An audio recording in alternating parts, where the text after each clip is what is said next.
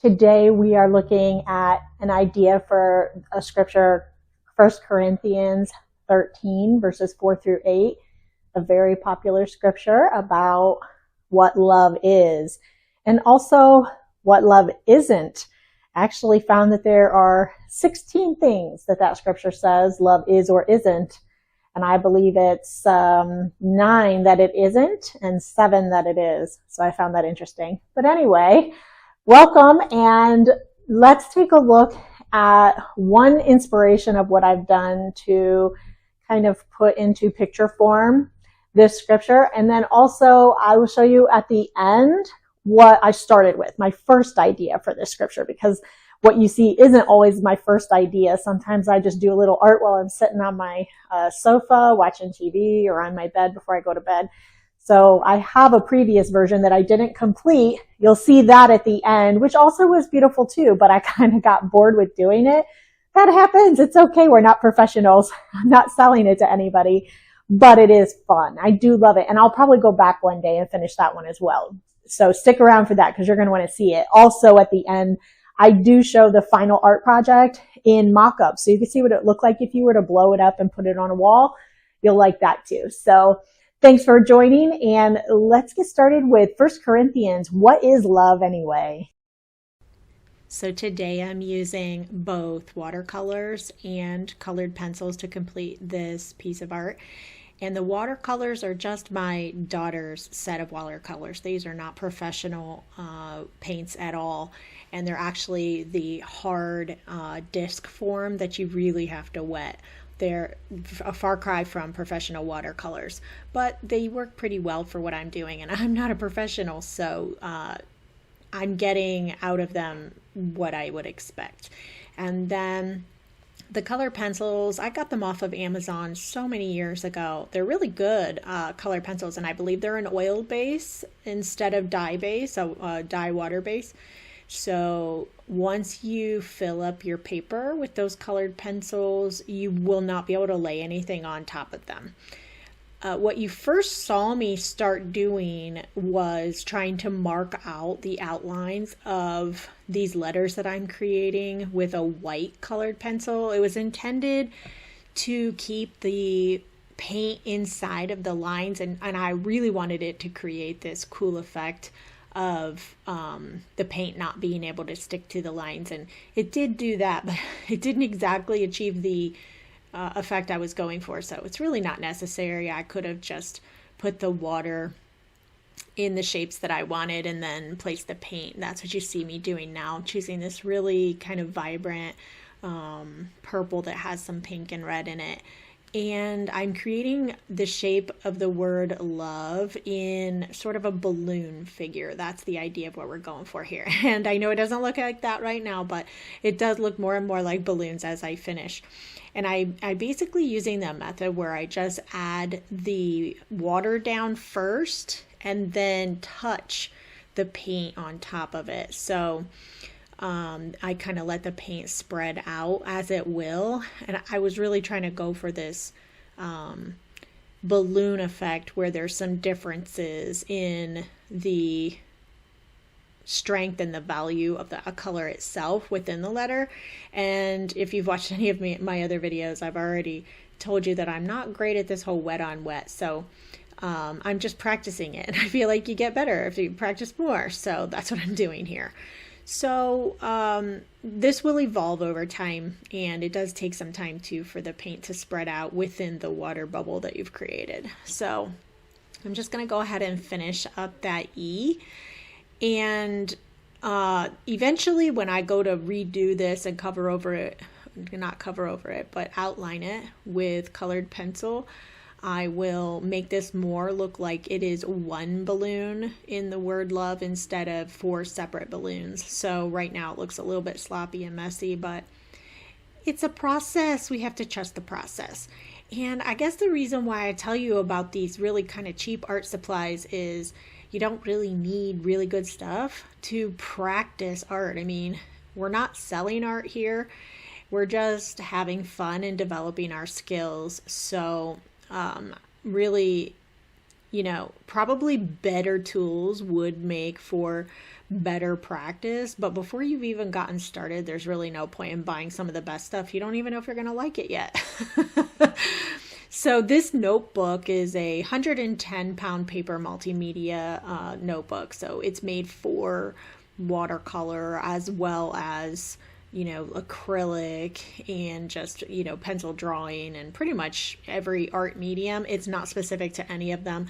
So it's good at all of them and not perfect, you know, at, you know, especially watercolor, because it really does take a specific kind of paper to be really, really good.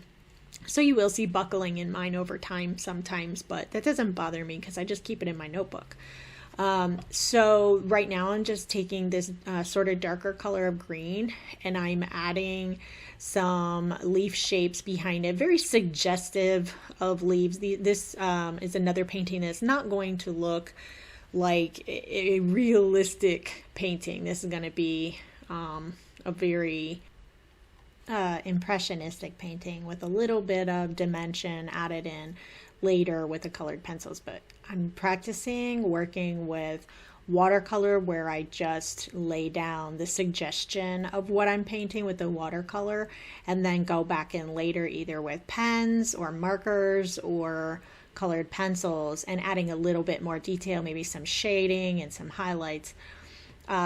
I just find that easier. So maybe if you are struggling using watercolor, that's a good suggestion to try, is instead of trying to always get the shading and highlights correct in the watercolor itself, you can try using another medium to create those shadows and highlights instead. So that's kind of, I found it a little easier. So that's kind of what I'm going to be doing with this particular painting. And I don't know if you've been able to figure out yet what we're actually making. I know this is like these balloons with the flowers and leaves around them. Looks kind of weird right now, but we're headed towards a bouquet.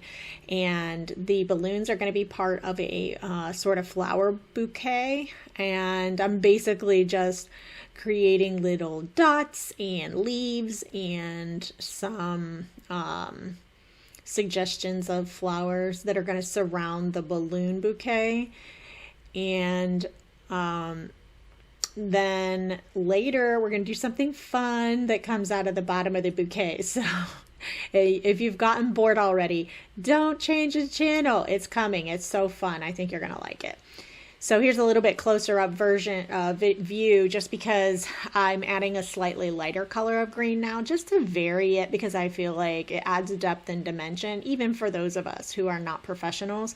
Just adding a slightly different color over top of the color you've already got and varying your greens and your leaves. And suggesting the shape of maybe a hydrangea or something with those little clusters of that yellowy orange. Maybe more like baby's breath, right? Something a little bit smaller than a hydrangea, but sort of a suggestion of that. So you can see the bouquet is starting to form. I'm not worrying while I'm doing this about making sure there's the same number of stems at the bottom as there are at the top. This isn't that kind of painting where you're going to look at it and be like, oh, that's not a picture. Yeah, this is definitely not a picture. This is just a rendering that somebody did with their art supplies. So yeah, that's the idea here, is just to make it look like everything is gathering at the bottom and forming a bouquet. So I thought that was kind of a fun idea, and you're going to see what makes it even more fun once I get past this. The darker green now going in as layers to the lighter green to form the stems. And now you get to see the fun part. So these stems at the bottom in colored pencil, I'm writing out all of the characteristics of love one at a time on a stem. So the stem forms the word within it, and I do it in cursive, obviously, so you can kind of keep the flow of the stem all the way up. And you can try to guess while I'm writing these how I chose to change my color pattern here, because I have some that are dark green and some that are light green. You may have figured it out already if you watched the intro to this video, but the scripture in 1 Corinthians 13 verses 4 through 8 says, Love is patient. Love is kind. It does not envy. It does not boast. It is not proud. It does not dishonor others. It is not self-seeking. It is not easily angered. It keeps no record of wrongs. Love does not delight in evil, but rejoices with the truth. It always protects, always trusts, always hopes, always perseveres. Love never fails. And then, of course, there are a lot of good things before and after that in the scripture as well. But, and this is the NIV version, New International Version. And they're all very similar in what they say. They just may not use the exact words of each other. But the NIV version is the one that I have used the most. So you will see me so many in that light green. And then towards the outsides on both the top and the bottom, you'll see I'll have the dark green. So I thought this was just a really beautiful idea to show that the bouquet of love, what love is and isn't, is made up of all of these individual things that are really actions. There are no feelings in here. It's not about how love feels. It's about what do you do to others, to yourself, how do you act. And I think that what's cool about it is there's 16 things, right? So you can basically count and ask yourself, of these 16, how many do I have? How many do I feel like I'm really good at? And if you're missing one or two, that's something you can work on. You can work on being another branch of love, another one of those 16 roots added to your life. I love the scripture for that reason, because some people will have 5 or 6 of them. Some might have, 10 or 12 of them, but probably nobody has all of them all of the time except Jesus. So I love this scripture, and I just thought this was a really cool rendering of the idea, a depiction of how all 16 of those things come together to create this one big concept of what we call love, what Jesus called love. And so I'm just going back now with this dark purple pencil to outline the balloon word and create more of like a single balloon out of it. I kind of decided that afterwards, since they went together so nicely anyway, that I would just create a single balloon out of these. So, and then I put these little sort of dents inside the insides of the letters to make it look like folded balloons. I thought that was a really nice added touch. And you'll see in a couple of minutes how I make it look like the ribbons that are holding the balloons come down into the bouquet and wrap around it and tie. And then I thought this added actually a really nice level of depth to the greenery in the bouquet. Before it was kind of flat, even though I had added multiple colors, but I now went back in with this green pencil, and I'll do it with some of the other pencils as well, and just kind of took the pencil down one side of each leaf and made there a separation between leaves, made there a little bit of shadow. And then now I'm going back and adding a few more flowers because I just felt like there weren't quite enough flowers in this bouquet, and I'm just adding them with my pencil. I liked the idea and the outcome of how adding both the watercolor and the color pencils together made it it's a really kind of more in-depth, it added depth to have these different media on the paper. I don't know, it was just, it was more than just blah. I don't think I'm still gonna frame it, blow it up and frame it and hang it on my wall, but it's better than blah, we can say that for it. Okay, now I'm creating the little ribbons that hold the balloon letters, and I'm creating kind of like a little the part that wraps around the knob at the bottom of the balloons, and then it goes down to the middle of the bouquet.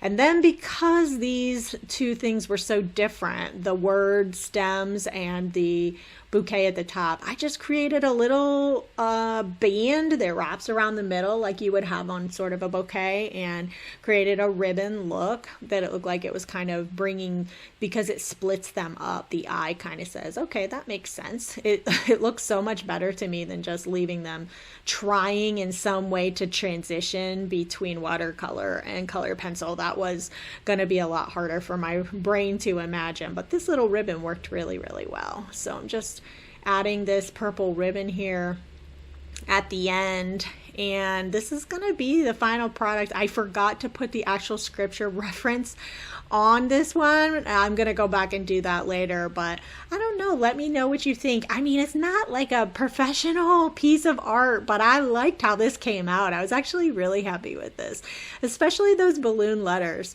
Oh, here's a look at my very first version of trying to do something like this. I did an individual flower for each stem, and each stem had one of the things that love is on it. But I kind of got bored because I ran out of ideas for flowers to do, and they were getting crowded on that paper too. But I think later I'll go back and do that.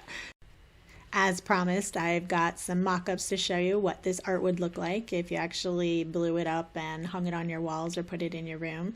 I'll let you enjoy these while I say thank you so much for watching. And if you're not subscribed, go ahead and do that now. And I appreciate you being here very much. And I look forward to seeing you again next week.